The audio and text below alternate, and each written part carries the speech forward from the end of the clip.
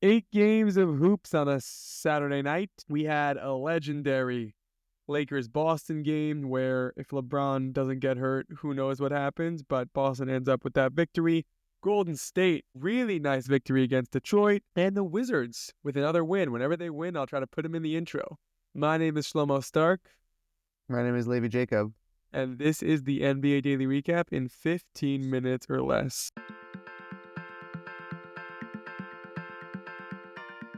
Okay, so Levi, as the fans of this pod know, we do not talk about Friday night's games. I don't pod on Shabbos. I don't pod on Saturdays for you non-Jewish listeners. So I never really talk about Friday night's games.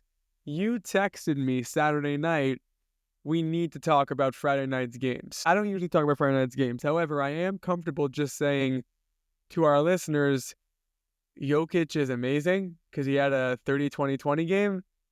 And then ready to move on because I talk about Jokic all the time. But I'm happy to hear from you if there's more things you feel that are important to discuss from Friday night that we need to talk about the pod before we get into today's games. I'll talk about the Jazz. Jokic's triple-double. It's the coolest stat. I don't know anyone. No one in my lifetime could have done it except him, and I can't think of anyone. Maybe Wemby in like a few years, but not even. Did the 20-20-20. Yeah, I guess he did. But like Westbrook's was different, you know? Yeah, but I guess for you're sure. right. Westbrook did the 20-20-20, so Westbrook could have done it. I was wrong with that take. Edit it out. I don't want to look stupid. I'm leaving it in. Yeah. Okay. But yeah, no, it was really amazing. That's all. That's what we don't have to.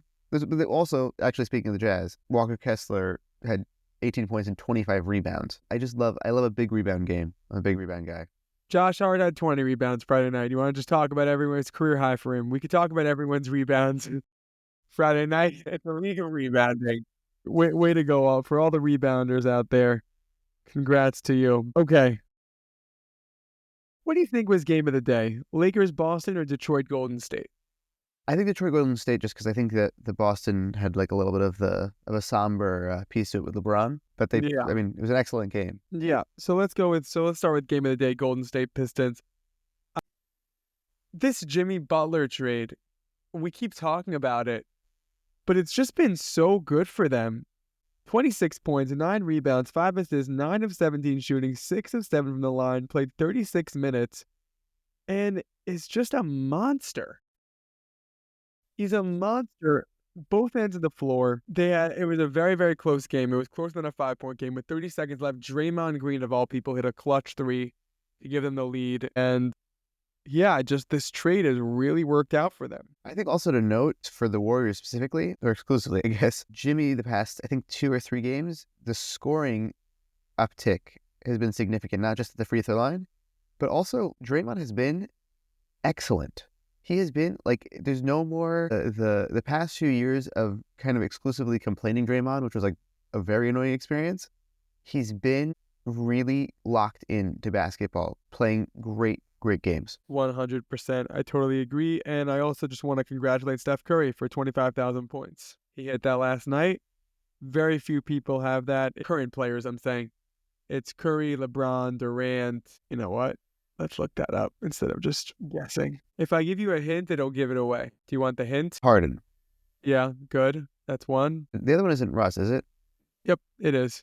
Russell Westbrook. Good job. Now let's do this like a regular podcast. We want to wish Curry a congratulations for just being the 5th active player to score 25,000 points, joining the likes of LeBron James, Kevin Durant, James Harden, and Russell Westbrook. Good job by you, Steph Curry. Next, we go to the most hyped game of the day, Lakers-Celtics, a legendary rivalry. Tatum scores 40, and the Celtics win 111-101 after LeBron James leaves late with a groin injury. The Lakers did cut a 20-point fourth quarter deficit to single digits, but Tatum and Jaylen Brown scored Boston's final 12 points, and they were able to preserve the win. Levi, your thoughts on this game? If I'm being honest with myself, That's the only way I want it. What this game proves to me is that the Celtics are not what they were last year. If you have this whole system around LeBron James and Luka, which is, again, excellent system, but such lack of depth, and this is all the Celtics win by, it's kind of a difficult outcome for me to be like, yeah, the Celtics look great. They're same dominant team that they were last year. Counterpoint, the Celtics are amazing. Luka is a top 3 player in the league, and LeBron is one of the best players ever. Together, they might be the two of the top 3 top IQ team players in the league, like basketball IQ. And no matter who they play, it's going to be very, very difficult to beat them. But I just think that the whole point of the Celtics system last year was that it's so dynamic. Like, they could adjust to any lineup the other team is playing. Obviously, LeBron and Luka are amazing. And they make the pieces around them really shine on both sides of the court. But I just feel like they're still very shorthanded.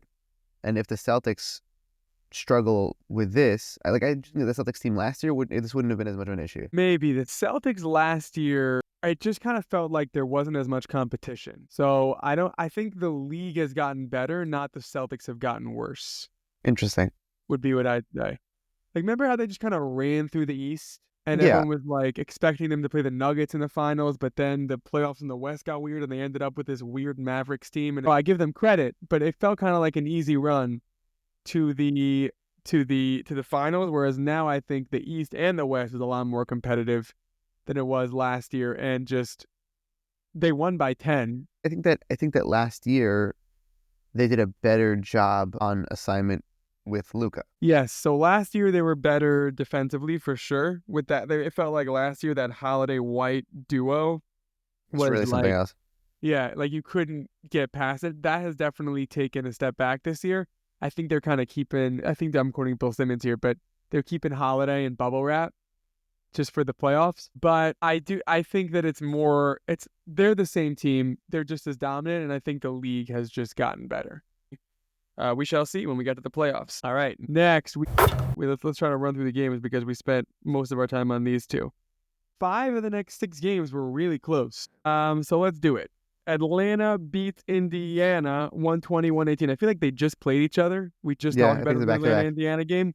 Trae Young scored 36 points. I love Trae Young. 8 assists. 3 of 12 from 3, a classic Trae Young stat. But 11 of 12 from the free throw line. And they end up winning by 2. Karis LeVert added 26 off the bench. O'Connor 16 and 16. You love rebounds, so there you go. And the Pacers did take a lead midway in the 4th, but then Atlanta made some key plays down the stretch and ended up winning the game. Halliburton was out again. Correct, he was. But Mathurin played well, 30 points by him. Indiana's going to be an interesting team come playoff time. Next, Orlando beats Milwaukee 111-109. Paolo Banchero scores 29 points. Cole Anthony added 22, and the Orlando Magic win by 2 to end a 5-game losing streak and snap the Bucks' 4-game winning streak despite a legendary statistical night for Giannis. Another legendary one, I should say. 37 points, 11 rebounds, 4 assists, 15 of 23 shooting, 1 steal. The man is so good, but I'm really happy for the Magic because this was a big view for them. They really haven't had like a good game since the oblique injuries, and it's nice to see. It really could have gone either way. I think both teams were playing really good basketball. Like you said, it's exciting for the Magic. Let me ask you, right now, the Bucks are the 4 seed in the playoffs. Do you fear the Bucks in the playoffs? Like, if you're the Pacers, well, forget the Pacers. They should be scared. If you're the Cavs, are you like, we got the Bucks? They've won 20 more games than them, maybe a little less, 18 more games than them. I think that they're not really worried. I think Giannis is a problem, but especially with the Cavs, they got good big guys. They have like big bodies to put on Giannis and to put in front of Giannis, especially with Mobley. He's very talented defensively. Listen, it's going to be a physical series, but I think that the Bucks kind of have too many X factors. Maybe on the defensive end, they might struggle a little bit with following Dame, but otherwise it's not such a big... I don't think that they're scared of them at all. All right, we'll see what happens. I kind of like Dame more than Mitchell in the playoffs, but I guess we'll see what happens. Mitchell is younger and Mitchell is Dame, basically. Like, they're the same player, except Mitchell is, like, younger and, like, entering his prime, whereas Dame is really old. But I guess we shall see. Okay, next. Giddey scores 26 to lead the Bulls, comeback from set down 17. There's this thing about rallying. I don't remember if we spoke about this already, but if we didn't, we got to talk about it because there were some editing issues. So I don't know if we spoke about this, but it just feels like no 20-point lead is safe. Down 17, you end up winning. Down 25, cut it to single digits. Down 20, you win the game. Like, with the way 3-point variance works and defenses getting lazy, you just win any game at any point. And it's really crazy, and it's a fun league to be in. Bulls win 114-109. You got any thoughts on this before we go to the next game? They're not supposed to be winning, and they are. Vucevic hasn't even come back yet also. So, and Zach Collins, I think his name is, has been playing alarmingly well for being Zach Collins. But they've Former been... Spur. Yeah, but they've been winning. So I don't know if I should congratulate them or tell them I'm sorry. Like, it brings them farther away from a good draft pick, but... I love it. Okay, the 4 worst teams played each other. Washington played Toronto and Brooklyn played Charlotte. Both were good games, but I don't want to talk about either of them because they were actually all just terrible teams. But Washington wins by 118-117. I'll give Jordan Poole props for scoring 34 points. Charlotte beat Brooklyn 105-102. Game ceiling block by Miles Bridges. Like a really nice block, but also the Hornets announcer, who I love and I've spoken about in this pod a couple of times, he's just like, what a block by Bridges! Like, he's so good at, good golly, Miss Molly. He's like, he's awesome, that announcer. If you have a clip of it, you could play it, but it's just like, it's so good. Thomas has got it. Oh, it's a great look. Miles Bridges blocked the ball. And yeah, then we just go to the Houston beats New Orleans 146-117. One's a 39-win team, one's a 17-win team. It was a dominant win. Dillon Brooks scored 27 points. Dillon Brooks, your leading scorer against this Pelicans team. I don't have much analysis there. If you want to talk about it, any of those 3 games, I just spoke about those 3 games in a row. The Hornets really just, like we said before, have a lot of talent. They have a lot of talent. Figure out how to do it cohesively.